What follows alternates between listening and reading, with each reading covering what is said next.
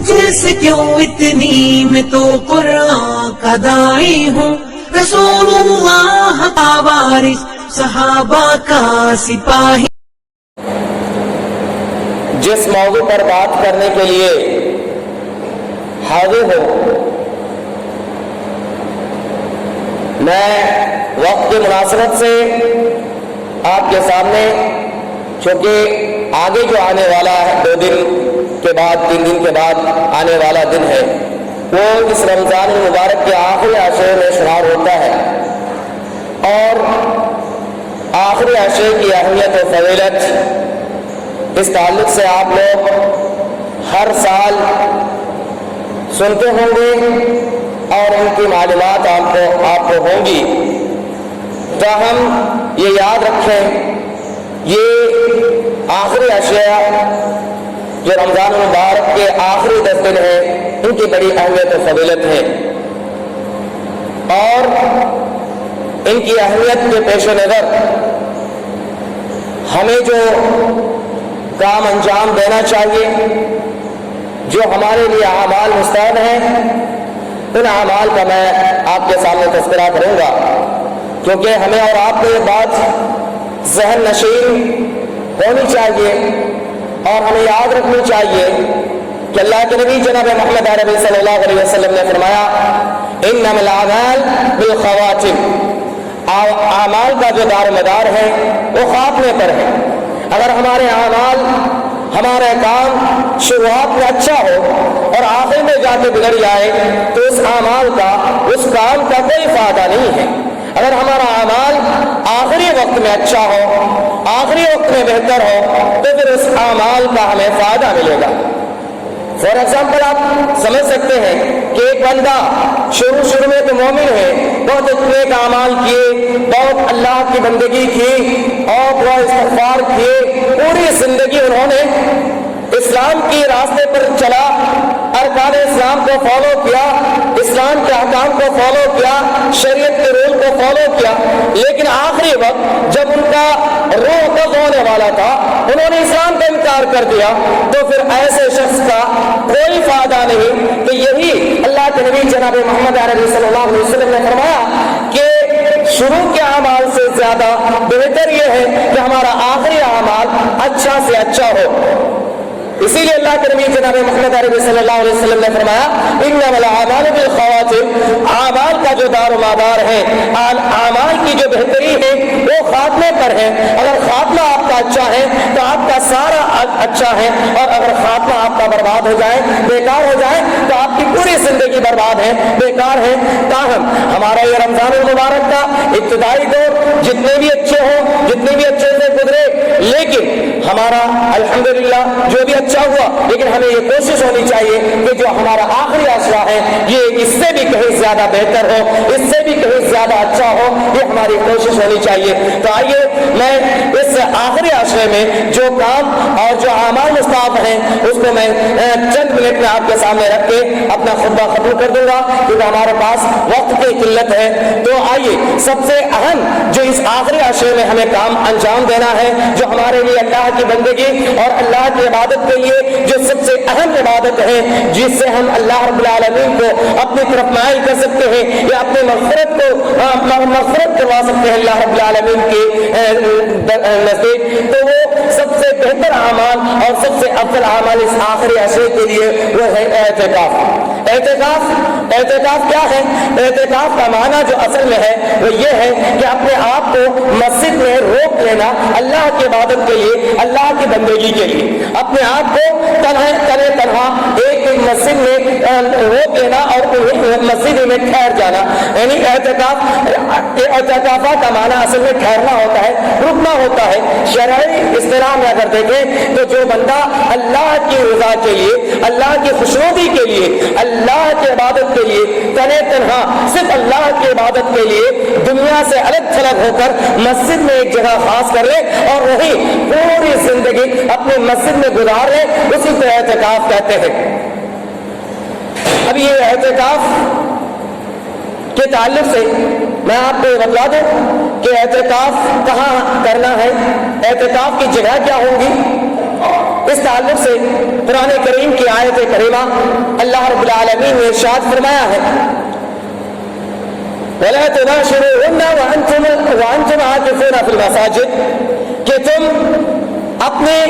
بیویوں سے مباشرت نہ کرو وَأَنْتُمْ عَاكِفُونَ فِي الْمَسَاجِدِ اس حال میں کہ تم مسجد میں معتکف ہو، مسجد میں ٹھہرے ہوئے ہو، مسجد میں اللہ کی بندگی کے لیے اپنے آپ کو کہیں پہ خاص کر لیے ہو۔ تو اس آیت کریمہ میں اگر ہم غور کریں تو ہمیں پتہ چلا کہ ہمارے اعتکاف ہمارے معتکف حضرات کے لیے ضروری ہے کہ وہ مسجد کے اندر اعتکاف کریں۔ یہاں پہ ایک مسئلہ یاد رکھیں، یہ مرد حضرات کے لیے تو واضح ہے کہ مرد حضرات مسجد میں اعتکاف کریں گے، ان کے لیے مسجد میں ہی اعتکاف کرنا ضروری ہے۔ تاہم ہمارے عورتیں اگر اعتکاف کرنا چاہیں، ایک اولاً عورتوں کے تعلق سے تو یہ بات ذہن رکھیں کہ اگر عورتیں اعتکاف کرنا چاہیں تو ان کے لیے ضروری ہے کہ وہ اپنے محرم یعنی اگر عورتیں شادی شدہ ہیں تو اپنی شوہر سے اجازت کے بغیر اعتکاف نہیں کر سکتی، اگر ان کا شوہر انہیں اجازت دے تبھی وہ اعتکاف میں بیٹھیں گی، یا اگر غیر شادی شدہ ہیں تو کم سے کم اپنے والدین، اپنے ماں باپ یا اپنے بڑے بھائی وغیرہ سے اجازت طلب کر لیں۔ کیوں بات کہ وہ اگر ان کو اجازت مل بھی جاتی ہے تو یہ بات تو واضح ہے نماز کے تعلق سے شریعت اسلامیہ میں اللہ کے نبی جناب محمد عربی صلی اللہ علیہ وسلم نے عورتوں کی نماز کے تعلق سے یہ بات واضح ارشاد فرمایا ہے کہ مسجد میں اگر کوئی عورت آنا چاہے تو اسے روکنے کی کوشش نہ کرے، تاہم عورتوں کے لیے بہتر یہ ہے کہ اپنے گھروں میں مسجد نماز ادا کرے۔ تاہم اعتکاف کا مسئلہ کچھ الگ ہے۔ اعتکاف کے معاملے میں اگر ہم دیکھیں، حالانکہ بعض حضرات جو ہمارے احناف بھائی ہیں وہ عورتوں کے تعلق سے یہ کہتے ہیں کہ عورتیں اعتکاف نہیں کر سکتی ہیں، اور اگر وہ کریں گی بھی ہیں تو وہ گھروں میں ہی کریں گی۔ دیکھیے گھروں میں اللہ کے نبی جناب محمد عربی صلی اللہ علیہ وسلم نے عورتوں کو نماز پڑھنے کا تو حکم دیا، لیکن اس کا مطلب یہ نہیں ہے کہ جس جگہ عورت گھر میں نماز پڑھتی ہے وہ مسجد کے مانند ہے، وہ مسجد نہیں ہے۔ مسجد تو وہ ہے جس کو اللہ رب العالمین کی عبادت کے لیے خاص طور پر ایک مخصوص انداز پہ تیار کیا گیا ہو اور خاص کر دیا گیا ہو کہ یہ مسجد کے نام پر، اسی لیے اللہ رب العالمین نے مساجد اللہ کا گھر بتلایا ہے۔ تو عورتیں جہاں پہ گھروں میں نماز پڑھتی ہے وہ مسجد کے حکم میں نہیں آئیں گی۔ اس لیے عورت اگر اعتکاف کرنا چاہے تو اس آیت کے مطابق جس میں میں نے کہا کہ وَلَا تُبَاشِرُوهُنَّ وَأَنْتُمْ عَاكِفُونَ فِي الْمَسَاجِدِ کہ تم مباشرت نہ کرو اس حال میں کہ تم مسجد میں معتکف ہو، اس آیت کریمہ میں اگر غور کریں تو یہ مطلق آیت ہے، مطلق بات ہے کہ چاہے وہ مرد ہو چاہے عورت ہو، ان کے لیے معتکف اعتکاف کی جگہ کون سی ہونی چاہیے؟ وہ مسجد ہی ہے۔ اگر عورتیں بھی اعتکاف کرنا چاہیں تو مسجد ہی میں اعتکاف کریں گی، اور اس کی ثبوت شریعت محمدیہ کے یعنی احادیث رسول سے بھی ملتا ہے کہ جب اللہ کے نبی جناب محمد عربی صلی اللہ علیہ وسلم اعتکاف کیا کرتے تھے تو ان کے ساتھ آپ کے ازواج مطہرات وغیرہ بھی کیا کرتی تھی اور مسجد میں کیا کرتی تھی۔ اور اس تعلق سے اللہ کے نبی جناب محمد عربی صلی اللہ علیہ وسلم کے تعلق سے آتا ہے کہ ایک مرتبہ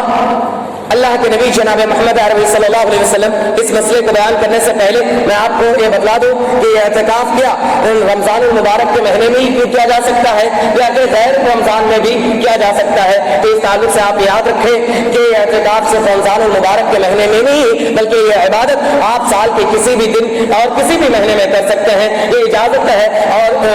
جائز ہے۔ اللہ کے نبی جناب محمد عربی صلی اللہ علیہ وسلم ایک مرتبہ شوال کے مہینے ایک مرتبہ غیر رمضان میں اعتکاف کے لیے مسجد میں خیمہ لگوایا، اور پھر نماز کے بعد اللہ کے نبی صلی اللہ علیہ وسلم واپس آئے، دیکھے تو بہت سارے خیمے وہاں پہ لگے ہوئے ہیں۔ تو اللہ کے نبی جناب محمد عربی صلی اللہ علیہ وسلم نے سوال کیا کہ یہ کن لوگوں کا خیمہ ہے؟ تو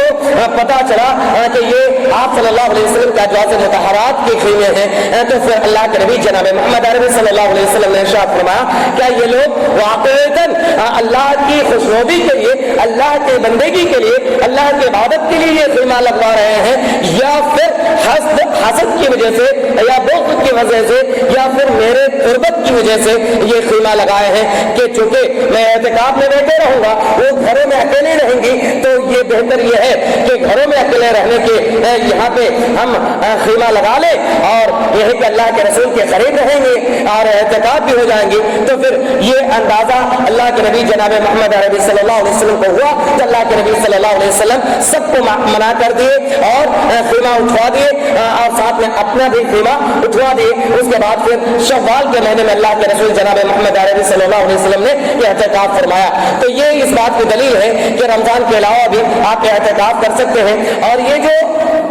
ازواج مطہرات کے خیمے اٹھوائے گئے تھے اسی کو دلیل بناتے ہوئے احناف بھائی کہتے ہیں کہ اعتکاف عورتیں نہیں کر سکتی۔ تو یہ بات یاد رکھیں کہ اللہ کے نبی جناب محمد عربی صلی اللہ علیہ وسلم کا اعتکاف سے روکنا مقصد نہیں تھا، بلکہ وہاں پہ مقصد یہ تھا کہ یہ لوگ کہیں عبادت کے نام پر، اللہ کی بندگی کے نام پر اپنے جو اپنے اندر بغض و حسد ہے ان کو سبقت نہ دے دے، اس لیے اللہ کے نبی جناب محمد عربی صلی اللہ علیہ وسلم نے منع فرمایا تھا۔ تاہم اس کے علاوہ رمضان کے مہینے میں ازواج مطہرات وغیرہ بھی اعتکاف کیا کرتے تھے۔ اس تعلق سے ایک حدیث آپ کے سامنے میں بیان کرتا ہوں۔ کان رسول اللہ صلی اللہ علیہ وسلم کان النبی صلی اللہ علیہ وسلم یعتکف العشر الاواخر من رمضان حتى توفاه الله ثم اعتكف ازواجه من بعده، کہ اللہ کے نبی جناب محمد عربی صلی اللہ علیہ وسلم آخری عشر میں اعتکاف کیا کرتے تھے یہاں تک کہ آپ صلی اللہ علیہ وسلم کی وفات ہو گئی۔ یعنی اللہ کے نبی جناب محمد عربی صلی اللہ علیہ وسلم اپنی زندگی میں ہر سال رمضان کے آخری عشرے میں اعتکاف کیا کرتے تھے۔ اس کے بعد جب آپ صلی اللہ علیہ وسلم کی وفات ہو گئی، آپ صلی اللہ علیہ وسلم کی موت ہو گئی، تو آپ صلی اللہ علیہ وسلم کے بعد ثم اعتکف ازواجه من بعده، کہ آپ صلی اللہ علیہ وسلم کے بعد آپ کی ازواج مطہرات اعتکاف کیا کرتی تھی۔ تو یہ اس بات کی دلیل ہے کہ عورتیں بھی اعتکاف کیا کر سکتی ہیں، اور ان کے لیے میں نے بتایا کہ وہ مسجد ہی میں اعتکاف میں بیٹھیں گی۔ یہ اعتکاف کا مسئلہ ہے۔ اب رہی بات اعتکاف کے تعلق سے ایک بات یہ بھی یاد رکھیں کہ اب آخری عشرے میں ہمیں اعتکاف کرنا ہے، تو آخری عشرہ ہم کب سے شمار کریں؟ کیا فجر کے بعد سے شمار کریں آخری 10 روزے کو، یا پھر ہمارا آخری عشرہ مغرب کے بعد سے شروع ہوتا ہے؟ تو دیکھیں اگر اسلامی تاریخ کو دیکھیں گے تو ہمارا آخری عشرہ جو شروع ہوتا ہے وہ مغرب کے بعد ہی سے شروع ہو جاتا ہے۔ تو اب معتکف حضرات یہ کب مسجد میں داخل ہو؟ معتکف حضرات مغرب کے بعد ہی مسجد میں داخل ہو جائیں یا فجر کے بعد مسجد میں داخل ہو؟ تو اس تعلق سے اختلاف ہے، تاہم علماء کا اس بات پر اجماع کیا گیا ہے اور علماء نے اس بات کو بیان کیا ہے کہ بہتر یہ ہوگا کہ عشاء سے پہلے مسجد میں آ جائیں، اللہ کی عبادت کے غرض سے یعنی نماز کے غرض سے تراویح وغیرہ پڑھ لیں، اس کے بعد شب بیداری کر لیں، اور فجر کے بعد جو خیمہ لگایا جائے گا یا ان کے لیے حجرہ بنایا جائے گا مسجد کے اندر، وہ حجرے میں فجر کے بعد داخل ہو جائیں گے اور پھر وہاں پہ اللہ رب العالمین کی بندگی عبادت کریں گے۔ تو بہتر یہ ہوگا کہ وہ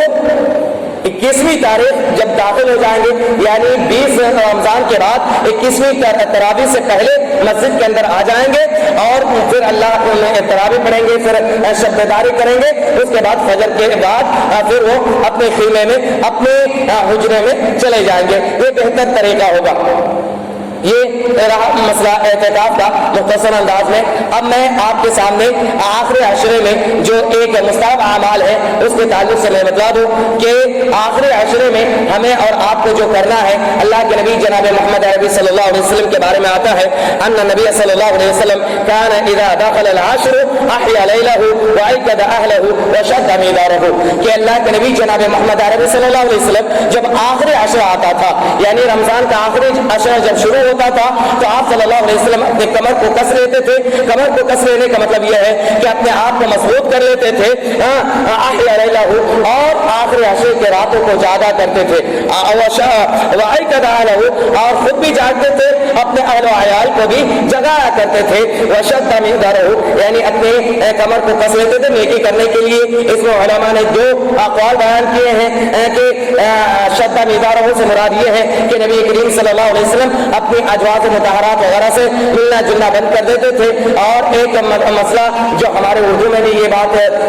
بیان کیا جاتا ہے اور زیادہ تر یہ مقولہ مشہور ہے کہ کسی بھی انسان کو کسی کام کے لیے اگر مضبوطی حاصل کرنا ہو تو وہ کہتے ہیں کہ کمر کس لینا. تو یہ مطلب بھی بیان کیا گیا ہے کہ انسان تیار ہو جائے عبادت کے لیے, اللہ رب العالمین کی عبادت کے لیے. تو آخری عشر میں اللہ کے نبی جناب محمد عربی صلی اللہ علیہ وسلم راتوں کو جاگا کرتے تھے. اور اسی طریقے سے ایک حضرت عائشہ کی ہی روایت ہے کہ رسول اللہ صلی اللہ علیہ وسلم یجتہد فی العشر الاواخر ما لا یجتہد فی غیرہا, کہ اللہ کے نبی جناب محمد عربی صلی اللہ علیہ وسلم آخری عشر میں اتنا زیادہ محنت کرتے تھے, اتنا زیادہ کوششیں کرتے تھے کہ غیر مہینے میں, غیر دنوں میں, یعنی آخری عشر کے علاوہ اور دیگر ایام میں اتنی زیادہ محنت نہیں کرتے تھے عبادت میں, اللہ کی بندگی میں. تو معلوم یہ چلا کہ ہمیں آخری عشر میں زیادہ سے زیادہ اللہ رب العالمین کی عبادت کرنی چاہیے, زیادہ سے زیادہ دعا استغفار کرنا چاہیے, زیادہ سے زیادہ تلاوت کلام اللہ کرنا چاہیے. اور آخری عشر کے طاق راتوں میں خصوصاً اس میں ہمیں جاگ کر سب قدر یعنی قدر کی رات کو تلاش کرنا چاہیے. اور اس کی وجہ اور سبب یہ ہے کہ چونکہ آخری عشر کی طاق راتوں میں جو لیلۃ القدر کی رات ہوتی ہے اور اس لیلۃ القدر میں ہماری تقدیر لکھی جاتی ہے اور ہماری تقدیر کا فیصلہ کیا جاتا ہے. یہ اس لیے ہمیں زیادہ سے زیادہ ان راتوں کا اہتمام کرنا چاہیے. عموماً اللہ کے نبی جناب محمد عربی صلی اللہ علیہ وسلم آخری کے 10 راتیں بھی جاگا کرتے تھے. تاہم ہمیں کم از کم اتنا ہونا چاہیے کہ آخری طاق رات, آخری عشر کی جو طاق رات 5 راتیں ہیں ان کو شب بیداری کریں, کیونکہ اس تعلق سے قرآن کریم کی جو سورۃ القدر ہے اس میں اللہ رب العالمین نے بیان فرمایا ہے انا انزلناہ فی لیلۃ القدر وما ادراک ما لیلۃ القدر لیلۃ القدر خیر من الف شہر, کہ یہ لیلۃ القدر کی جو اہمیت و فضیلت یہ ہے کہ اس رات کی ایک رات کی عبادت 1000 مہینوں سے بھی افضل اور بہتر ہے. اگر آپ میتھمیٹکس کے اعتبار سے جوڑیں گے تو 1000 مہینے 1000 سال یعنی 84 سال یا 83 سال کے برابر ہوتا ہے. ایک بندے کی زندگی کتنی ہوتی ہے؟ 60 سے 70 سال کی زندگی ہوتی ہے. لیکن اگر بندہ 60 سے 70 سال کی زندگی میں ان میں تو 5 سال 6 سال ان کی بچپنا چلا جاتا ہے, 7 سال اور 10 سال کے بعد ان کی عبادت رمضان کے روزے فرض ہوتے ہیں, 8 سال کے 10 سال کے بعد ان کا نماز فرض ہوتے ہیں, یا 7 سال میں اللہ کے رسول نے ان کو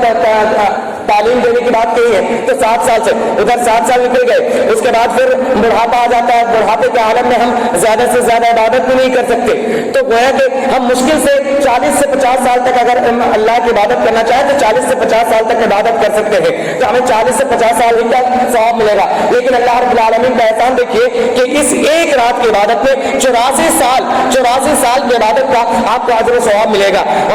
تو اس لیے ہمیں اور آپ کو چاہیے کہ اس رات کا زیادہ سے زیادہ اہتمام کریں اور ہم کوشش کریں کہ یہ 5 رات جاگا کریں. اور اس رات میں جاگنے کا مطلب صرف یہ نہیں ہے کہ ہم تلاوت قرآن کر لیں اور تراویح کی نماز پڑھ لیں, بلکہ ہمیں زیادہ سے زیادہ یہ کرنا چاہیے کہ ہم اللہ کی عبادت میں زیادہ یہ پوری رات اللہ کی عبادت میں گزاریں, تلاوت بھی کریں, اللہ کی بندگی یعنی نوافل کا اہتمام کریں. اسی طریقے سے سب سے زیادہ بہترین بات جو ہے وہ یہ ہے کہ ہم دعا کا زیادہ سے زیادہ اہتمام کریں, کیونکہ آپ جانتے ہیں میں نے بتایا کہ اس رات جو ہوتی ہے ہماری تقدیر کا فیصلہ کیا جاتا ہے. اور دعا کے بارے میں آتا ہے کہ دعا ہی ایک ایسی عبادت ہے, نماز نہ ہی آپ کی نماز تقدیر کو بدل سکتی ہے, نہ ہی روزہ آپ کی تقدیر کو بدل سکتے ہیں, لیکن دعا کے بارے میں آتا ہے کہ دعا ایک ایسی عبادت ہے جو انسان کی تقدیر کو بدل دیتا ہے. تو لہذا ہمیں زیادہ سے زیادہ ان ایام میں طاق راتوں میں آخری عشر میں اللہ رب العالمین سے دعا گو ہونا چاہیے, زیادہ سے زیادہ ذکر و اذکار کرنا چاہیے, دعا کرنا چاہیے. اور خصوصی طور پر اللہ کے نبی جناب محمد عربی صلی اللہ علیہ وسلم سے جب حضرت عائشہ رضی اللہ تعالیٰ عنہ نے سوال کیا کہ جب ہمیں لیلۃ القدر مل جائے, ہم لیلۃ القدر یعنی شب قدر پا جائیں تو ہمیں کیا کرنا چاہیے, تو اللہ کے نبی جناب محمد عربی صلی اللہ علیہ وسلم نے فرمایا کہ ان دعاؤں کا اہتمام کیا کریں. اللہم انکا عفو کریم تحب العفو فاعف عنی, کہ بے شک اے اللہ تو معاف کرنے والا ہے,